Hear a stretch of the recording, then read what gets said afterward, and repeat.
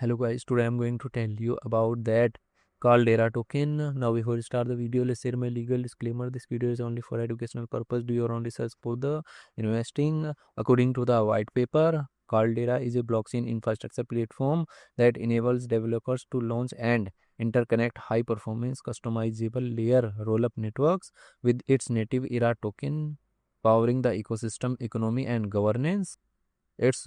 Its roll up as a service provider, allowing projects to easily deploy their own application specific blockchain app chains and inherent security from Ethereum. Its core innovation is the meta layer, a shared protocol that enables seamless communication and asset transfer between different rollups within its ecosystem. The ERA token is the ecosystem utility and governance assets used for paying transaction fees, staking by validators, and participating in community decision.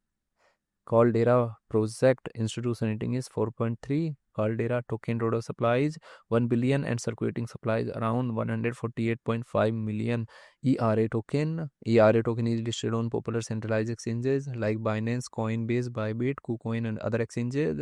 If I share my opinion with you, then this project up to 85% chances that it is a legit or good project. So guys, don't take my opinion as a financial advice. Do your own research for the investing. Thanks for watching.